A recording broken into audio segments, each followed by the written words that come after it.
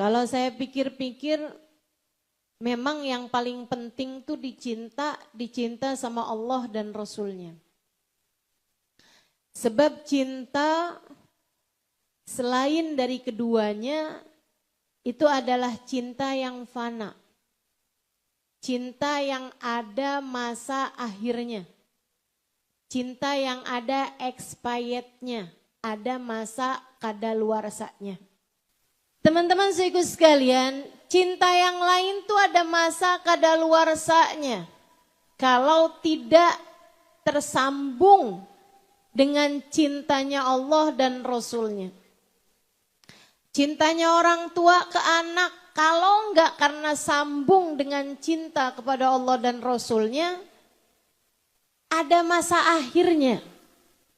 Anak yang sudah tidak lagi peduli kepada orang tuanya, apalagi ketika merasa bahwa orang tuanya sudah jadi beban bagi kehidupan mereka. Udah enggak ada lagi cinta di hati anak tersebut pada orang tuanya.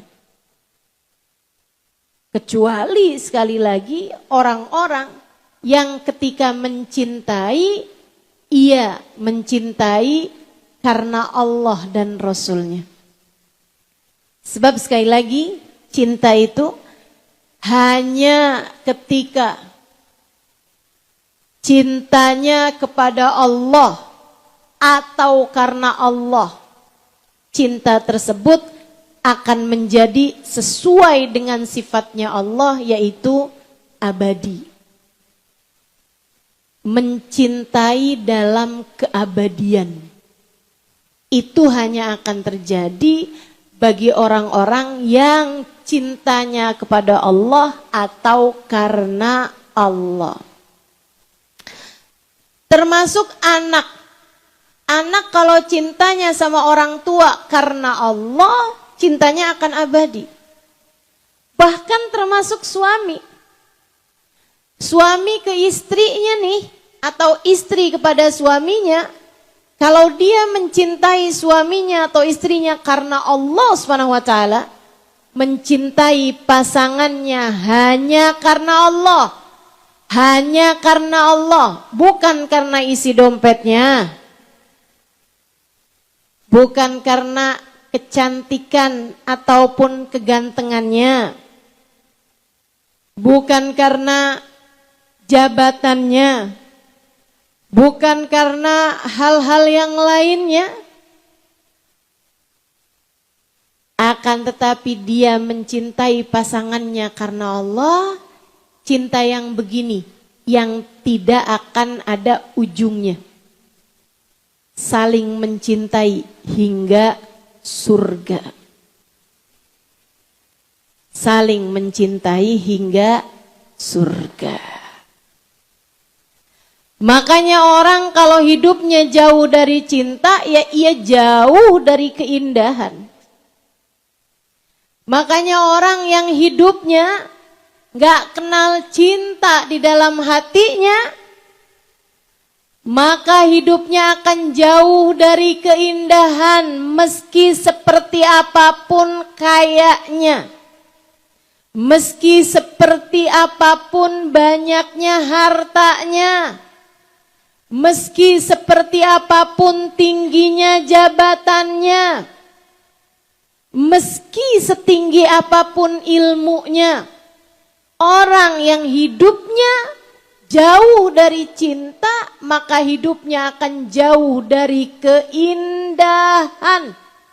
Kamu pengen hidupmu indah? Kenalkanlah dalam hatimu rasa cinta.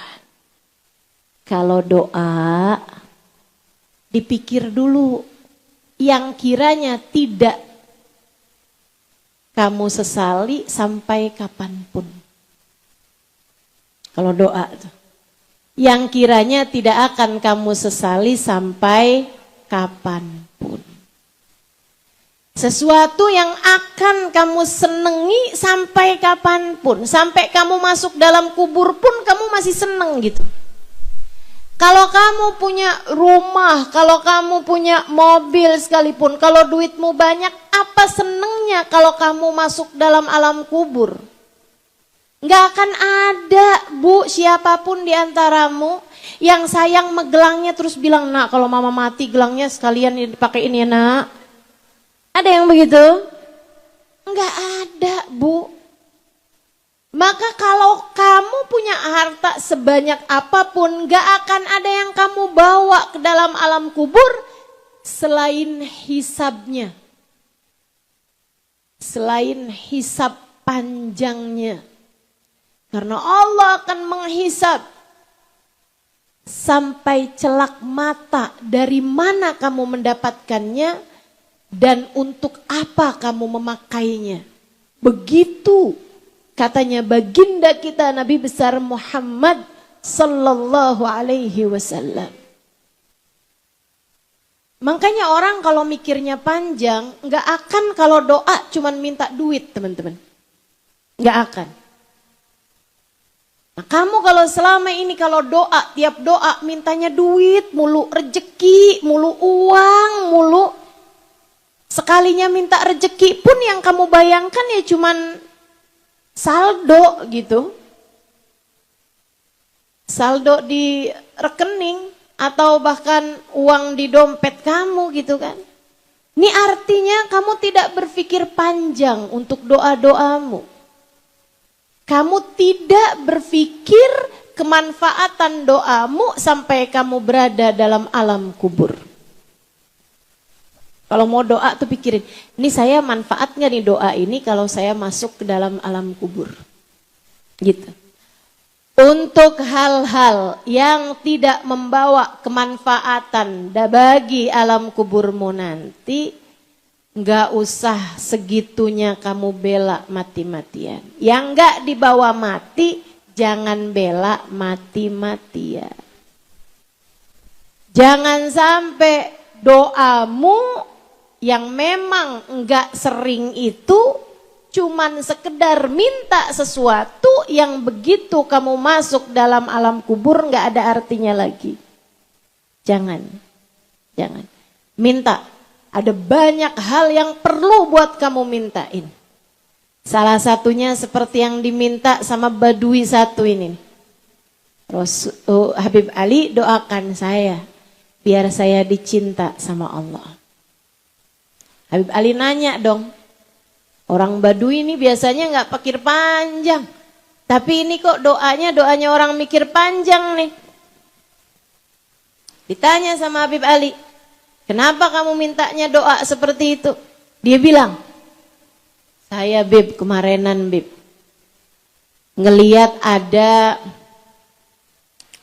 berandal di kampung. Apa nih ya? Bahasa lainnya. Preman. Ada preman di kampung kami, Bib. Badannya gede. Mukanya sangar. Di badannya nih banyak bekas-bekas senjata. Artinya dia banyak mengalami pertarungan, banyak berantemnya. Badannya gede bener Bib, mukanya sangar banget, penuh dengan brewok, kumisnya juga tebel. Serem siapa aja yang lihat. Dia gendong anaknya Bib. Anaknya umur setahunan lebih gitu.